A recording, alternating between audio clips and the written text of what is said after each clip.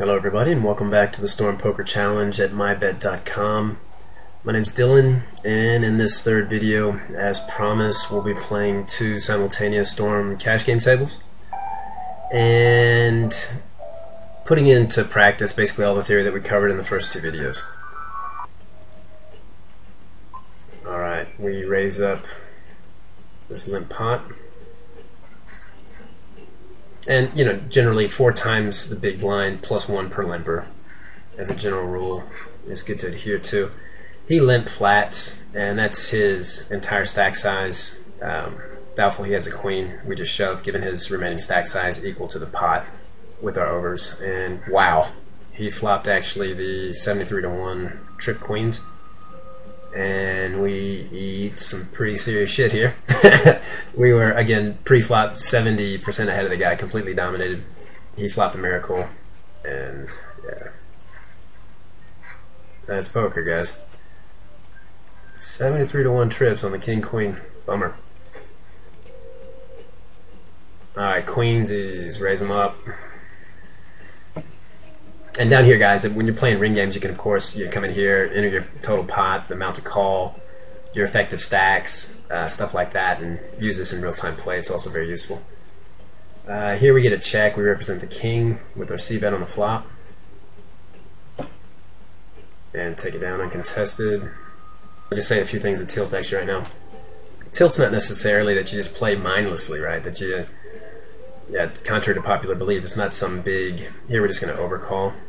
Ace queen on the button, offsuit, we got position, and we'll see what comes. Tilts, there's all kinds of tilts. There's small tilts, there's big tilts. After 2 checks, maybe they're also in overcards. We take a positional shot here after 2 checks. Yeah, no dice. But yeah, speaking of tilt, you know, feeling frustrated like I am a bit right now.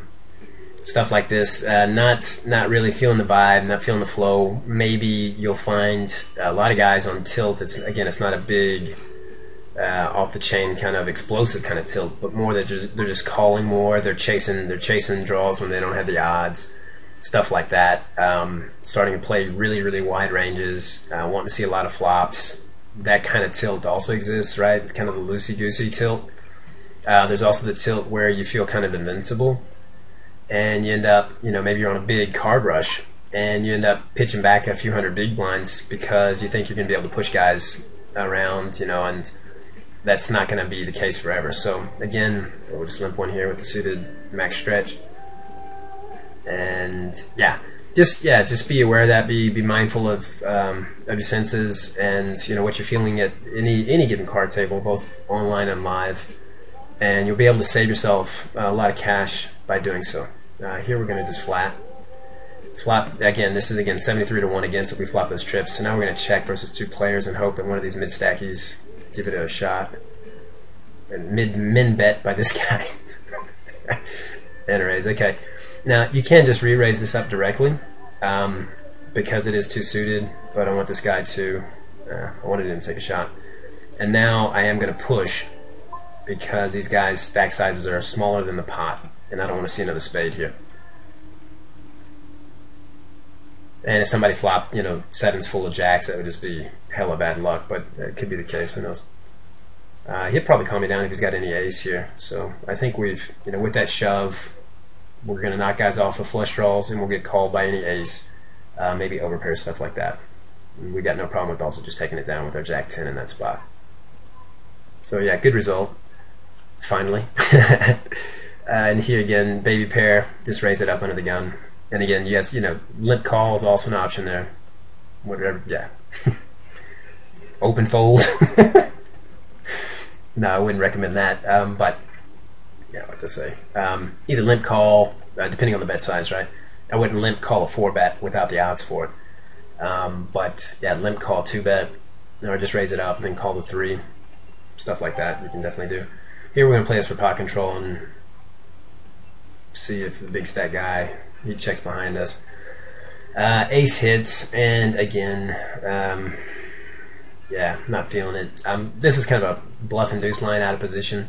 He does check, and we take it down with the king. If he had bet there, I would have called that if it wasn't too big of a bet, just to give him the chance to bluff it in position. And yeah, we end up taking it down with a weak king. He check min raises, guys, and you guys remember what check min raise means at the low stakes. It means get the hell out of the pot unless you've got it, and really got it. So another ace king, wow. And we do exactly the same thing here on the button, both with our strong and weak hands. 3x, 4x, depending on how, whatever you guys choose to do. You can change it up from time to time. Again, from the small, a lot of guys are going to raise it up, one, maybe two big blinds more than usual to compensate for the out of position disadvantage post flop. And again, with jacks, guys, you're going to see overcards on just over 50% of all flops. We'll make a C bet here. I like turtles. Oh, he's tripled up in a bit. He's doing well. And yeah, he flats us. Again, this guy looks like a better player. I've also got him yellow tagged here from before. And I've got to believe it here, out of position. He should definitely bet this as a float line. What you can also do is, if you think he's a better player, right, a savvier player, you can also check raise this, knowing that he is probably floating you. Problem is when he flats, and the kings, any king, any ace is definitely on his list, and our jacks, I think, are pretty much toast there. So we let that go versus a guy, wow, another pair of aces, versus a guy that could also, take us downtown for 100 big blinds plus. Alright, we get called here. Nothing really to protect against, just make a half pot bet. He flats, and now I shove. Pot to effective stack ratio is more or less 1 to 1. I get re-raised by this guy, and I'm not going to flat that.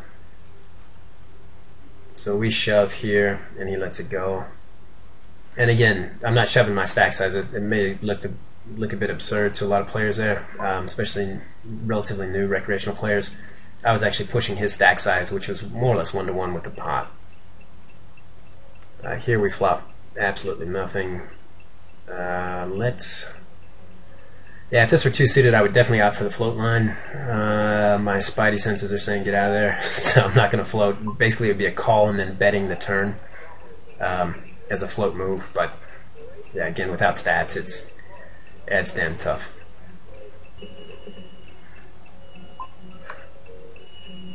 And we 3-bet it up in position here. Hope to steal the button with that raise.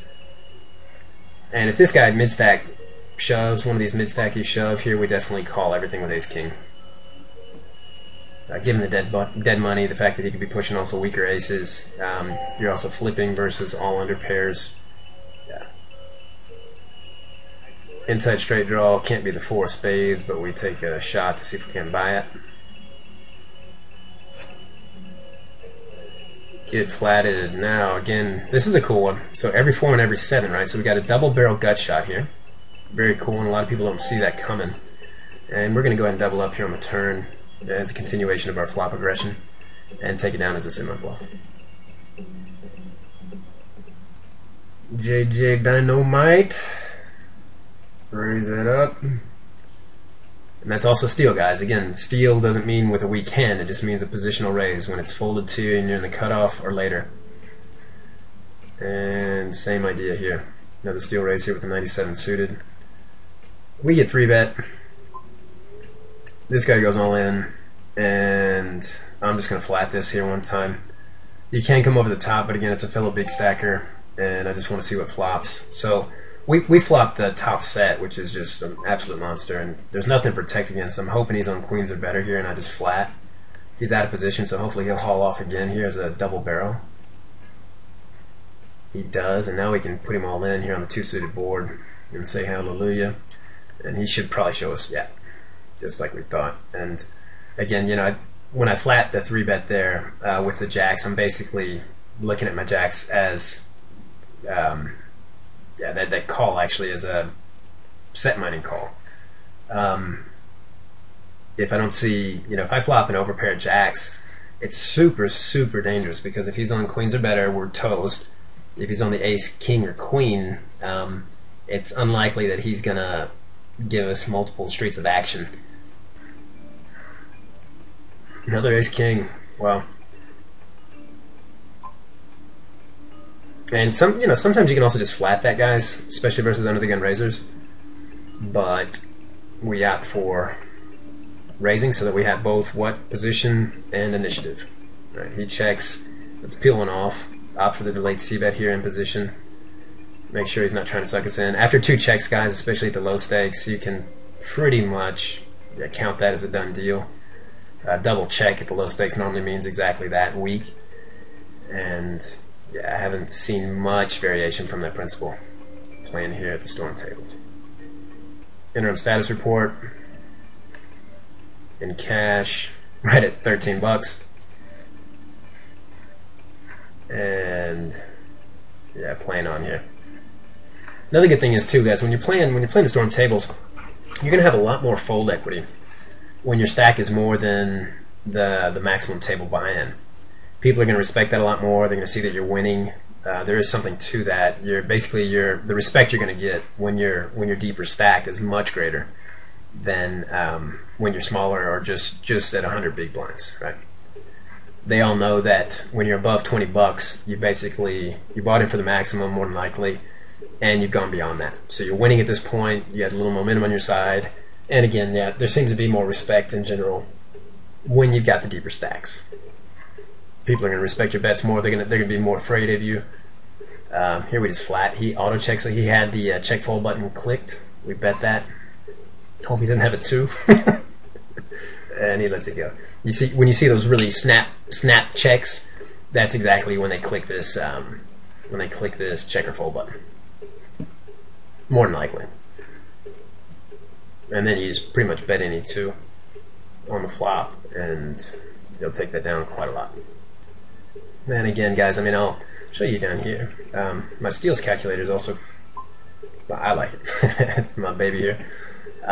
Whenever, if you actually are playing with your HUD and you see that your opponents in the big and the small blind are folding respectively 75 and 90% to all steal raises, you can, with a 3.5 x raise, you can basically raise fold versus any 3-bet for positive EV approaching infinity.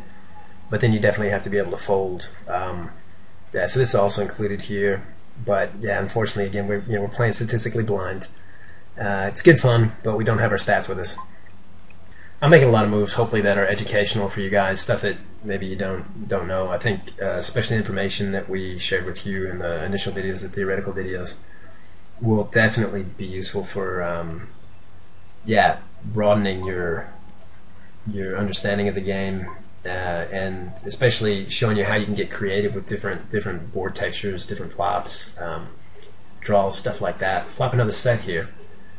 And we got a fellow deep stack player, so that's real good. And this time, it's probably over with. We'll see. But damn, I didn't want to just check behind there with the 2-suited board. That's a bit dangerous. That queen, okay, for cheap. And again, wow, we flop 73 to 1 against guys when you have a non-paired whole cards here, and you flop that. We'll check behind one time. Unfortunately, the 3rd diamond comes, so we're not as excited about our trip queens anymore. But we got the jack as a blocker and potentially a draw. See what he does. Okay, and then we want to raise that up.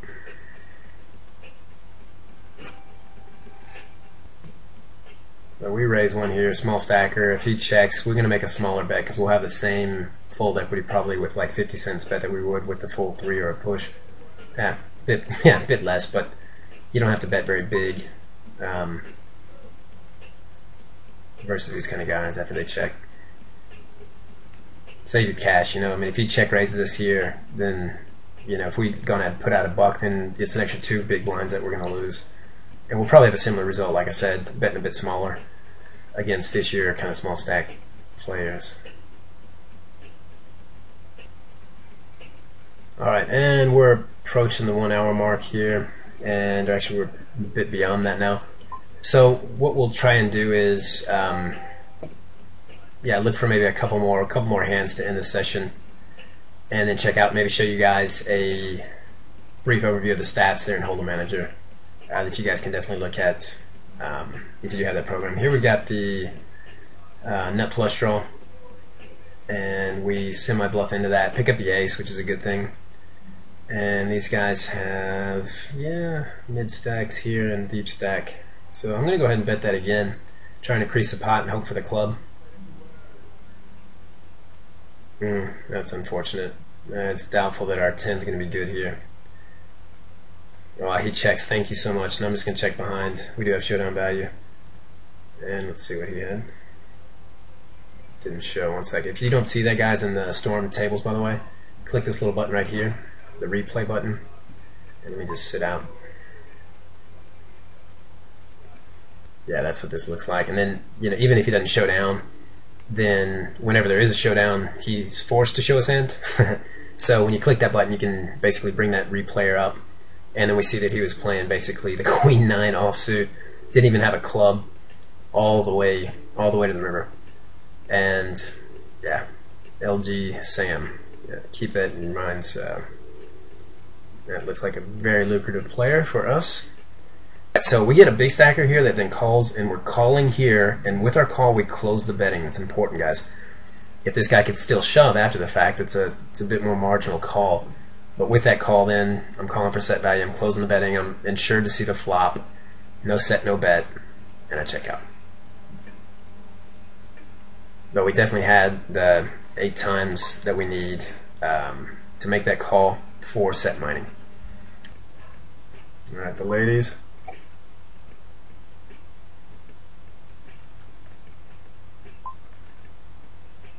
Okay, again, turtles again.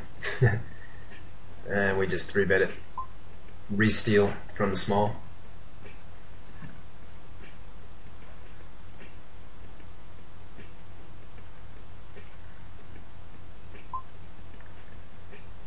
Wow. He comes back over the top. And we got a little history. I like my queens versus his entire range. Nice. Get it in really well. Hold your breath. Wow, and they actually hold. Imagine that, we won one. We won it all in push where we were the market favorite.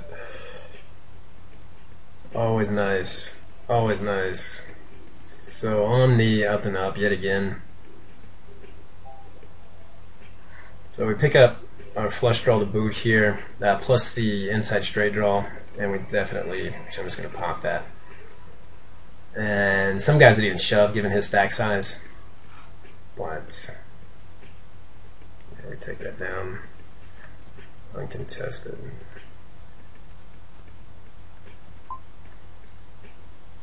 And this guy completes, and you want to, you know, if a guy just completes, you want to raise up. Yeah, great percentage of, yeah. I mean, all the way up to any 2. This guy checks here, and I just want to make a half pot bet, see if I can't catch a little bit more of his remaining stack. Shit. The one card you didn't want to see was a heart, and so, yeah, but you got to calm down with your set because you got to redraw, of course, to the quads or the full house, even if he does have it, and we've got to shove that. And here we see bet our overs after a check. 27 he calls us with, and that's nice.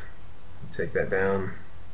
If Birdman checks here, we can double barrel this, but if he bets, of course, it's the out position float line I'm telling you guys about all the time. Extreme strength in general, and this time I'm just going to opt for a check behind and probably bet a non-diamond card here if he checks again on the river, because that's the only way we're going to be able to take that down. If he bets into us, as he does, then it's a big fold. Pot control in position. King, queen suited. Let's see what we can do. Min raise, under the gun. It's just flat. In position. Decent holding. Flop top pair. Backdoor flush draw. And we'll bet into that very often. Suited Jake on the button. Raise it up. The sad knight. Lets it go. Ruhaj checks it. We represent the queen. He check calls. We pick up the inside straight draw. Check behind. No dice. And let's see what Ruhaj has to say here. He checks it. We can only take this down with a bet. And we bet half pot. He's only got to fold one time in 3 for us to break even in the long run. And he does. So half pot bet, guys. In position play, in position play, in position play.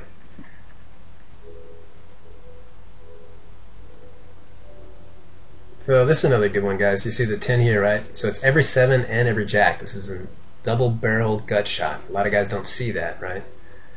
And that's actually an 8-outer if you include the 7 and the jack of spades. And here versus this guy one time, I will go ahead and call that. We pick up the perfect card, right? So 6, 7, 8, 9, and now we got the 10. So theoretically, the 10 jack is the nuts, but it's just less likely here. And I don't want to fool around anymore because I don't want to see another spade, right? So I'll make a bet that's just under pot, and if he shoves, of course I call. Excellent. And he has aces and eats it. And again, slow playing aces, guys. What are you gonna do? That's the reverse implied odds I'm telling you about. Do one time for Doyle. Oh, nice. Okay, we catch the Doyle and actually flop a playable hand with it. It's one of the worst hands you can get, but you know, one time for the Godfather, and we hit. Nice. We actually get action. You know, it's, of course, we're hoping he's not on the set of 5s here, but we'll just raise that up and say, Mr. Doyle, wherever you are, we appreciate all you did for the game. Actually, landsman, also from my hometown, at least my home state of Texas. And yeah, caught one for the Godfather there. Listening to music that he definitely wouldn't want to hear. Well, we're doing a little lounge background action, and Willie Nelson in the back. We'll definitely do in the future, but that was not on the list for today's video. Top 2 again, wow. And again, guys, this is 49-1 against when you have a non-paired hand. Damn, no action. All good. We're on the uptick, guys. We're going to play this out. We're going to play this out until we take a hit. Or until, you know, we double up again and our momentum. Let's say it like this. You know, I don't want to play it out until I lose. That's the wrong way of saying that. But I want to play it out until I feel like I lose momentum. All right, and that's how you should end a lot of your sessions. You know, end it on a good positive note. On the upswing, if at all possible. You will, if you play enough, definitely experience downswings. I'm speaking from personal experience. And yeah, that's just part of the game, guys. Here we're going to isolate the limper from the button. But yeah, so that's, you know, when I'm on winning session, flop the middle pair and the nut flush draw. Brilliant. He bets it, and actually I'm going to just pot that as a semi-bluff push with a lot of fold equity. And wow, nice. Ah, God, we got it in so good. Spades. It's so sick, man. That is too sick.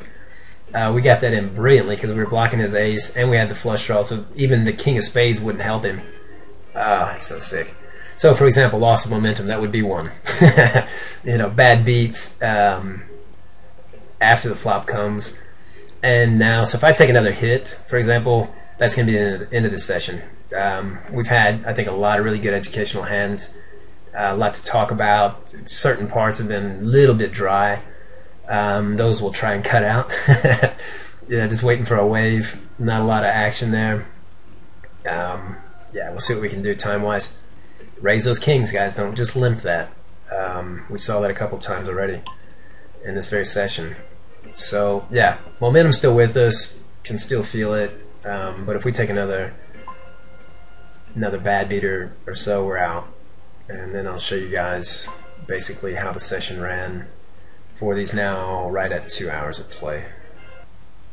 And again, yeah, in the actual video you guys are probably seeing, it's been reduced to the hands that were most interesting. Let's over flat one here with the with over limp. With the over limp, we actually steal the last position. Damn, good move. Yeah, we'll let it go. Looking for that cheap flop. Didn't happen. We flop overs, as you will, guys. 2 times in 3 flops. Basically, 66% of the time with ace king, you're gonna absolutely whiff, as we have. And we make a bet in position, get 2 cards for the price of 1, right?